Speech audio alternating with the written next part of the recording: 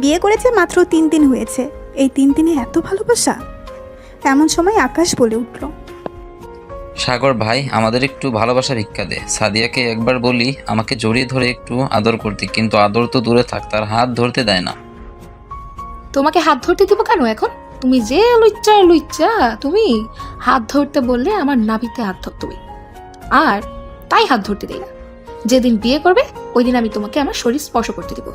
হয়েছে, এখন আর কিছু বলতে হবে না, তোরা থাক, আমি বাসায় যাই, আমার সিনিয়র বউ আমার জন্য অপেক্ষা করতেছে।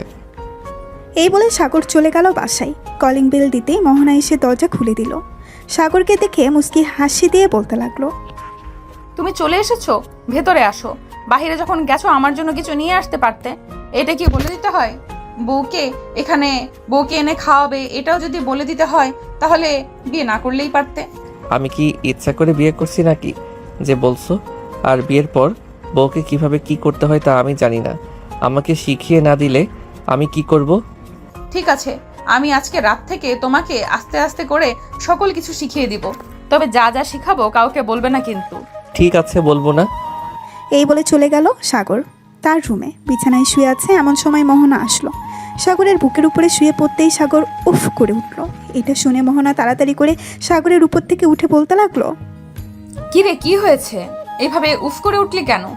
না, এমনি, তুমি তো অনেক ভারী, এজন্য আর কি একটু ব্যথা পেয়েছি। তুমি চাইলে শুয়ে থাকতে পারো আমার উপর। আমি তোর উপর শুয়ে থাকবো না, তুই আমার উপরে শুয়ে থাক সারা দিন, তাতে আমার কোনো আপত্তি নেই। এই বলে মোহনা বিছানায় শুয়ে সাগরকে তার উপরে টেনে তুলে নিল। বেশ কিছুক্ষণ এইভাবে থাকার পর হঠাৎ দরজার বাইরে থেকে কিয়া ডাকতে লাগলো আর বলতে লাগলো, সাগর, মোহনা ভাবি তোমরা নিচে আসো, আম্মু ডাকতেছে খাবার খাওয়ার জন্য। কেয়া তুমি যাও, আমরা আসতেছি কিছুক্ষণের মধ্যে। কেয়া চলে গেল। এদিকে মোহনা আর সাগর ফ্রেশ হয়ে চলে আসলো নিচে। খাবার টেবিলে বসতেই সাগরের আব্বু সাগরকে উদ্দেশ্য করে বলতে লাগলো, সাগর, তোদের দিনকাল কেমন যাইতেছে? শুনতেছি তুই নাকি মোহনার কোনো কথাই শুনিস না। কে বলেছে শুনি না? তুই মোহনাকে জিজ্ঞাসা করে দেখো, আমি মোহনার সব কথা শুনি। আব্বু, সাগর একটু ছোট তো, তাই হয়তো সব কথা শুনে না। আস্তে আস্তে ঠিক হয়ে যাবে, তো আপনি কোনো চিন্তা করবেন না। ঠিক আছে, তুমি সাগরকে একটু বুঝিয়ে শুনিয়ে রাখো। আর শোন, সাগর মোহনার সাথে বেয়াদবি করলে ঘাট ধাক্কা দিয়ে এই বাড়ি থেকে বের করে দিব, মনে রাখিস। সাগর আর কিছু বলল না। এই বাড়িতে সাগর একমাত্র তার আব্বুকে ভয় পায়, অন্য কাউকে ভয় পায় না। খাওয়া দাওয়া শেষ করে সাগর বসে আছে সোফায়। এমন সময় সাগরের আম্মু বলতে লাগলো, মোহনা, সাগরকে নিয়ে রুমে চলে যাও, রাত অনেক হয়েছে, এখন গিয়ে ঘুমাও। ঠিক আছে আম্মু, যাইতেছি। এই বলে মোহনা সাগরকে নিয়ে চলে গেল তাদের রুমে। বিছানায় শুয়ে পড়তেই মোহনা বলতে লাগলো, আচ্ছা সাগর, একটা কথা বলি। হ্যাঁ বলো, কি কথা বলবে? তুমি তোমার জামা কাপড় খুলে ঘুমাও। কেন জামা কাপড় খুলে ঘুমাবো কেন? তোমাকে যেটা বলেছি সেটা করো, জামা কাপড় খুলে ঘুমাও তুমি।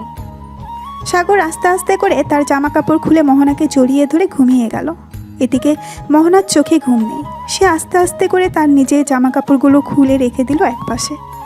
সাগরের দিকে তাকাতেই মোহনা মনে মনে বলতে লাগলো, কি নিষ্পাপ চেহারা আমার পিচ্চি বরটার। তুমি যদি আমার কথা ঠিক মতো শুনতে সাগর, তাহলে এমন ভাবে রাখতাম না, তোমাকে খুব আদরে রাখতাম, যখন যা চাইতে তখন তাই দিতাম। এই বলে মোহনা আস্তে আস্তে করে সাগরের ঠোঁটছোড়া তার দখল করে নিল। বেশ কিছুক্ষণ সাগরের ঠোঁটছোড়া চুষতে চুষতে সাগরের শরীরের বিভিন্ন জায়গায় হাত বুলিয়ে দিতেছে।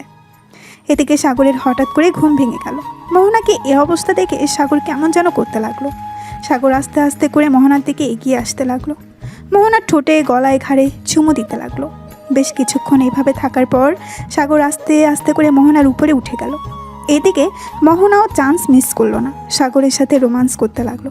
দীর্ঘ 4 ঘন্টা রোমান্স করার পর সাগর মোহনার বুকের উপরে শুয়ে পড়ল ক্লান্ত হয়ে। মোহনা সাগরের কপালে, গালে, মুখে সব জায়গায় কিস করতে লাগলো।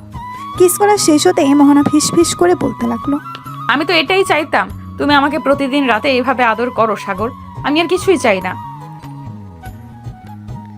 এই বলে মোহনা সাগরকে আরও ভালোভাবে জড়িয়ে ধরে ঘুমিয়ে গেল। পরের দিন সকালে সাগরের ঘুম ভাঙতেই দেখতে পেল সাগরের শরীরে কোনো জামা কাপড় নেই, মোহনার শরীরেও নেই। এটা দেখেই সাগর কিছুটা লজ্জা পেল। মোহনাকে ডাকতে লাগলো, মোহনা আপু, এই মোহনা আপু, একটু উঠো, আমি ওয়াশরুমে যাব। সাগর প্লিজ শুয়ে থাকো, একটু ওয়াশরুমে পরে যাব। অনেক ইস্যু পাইছে, যাইতেই হবে এখন। ঠিক আছে, তাড়াতাড়ি যাও।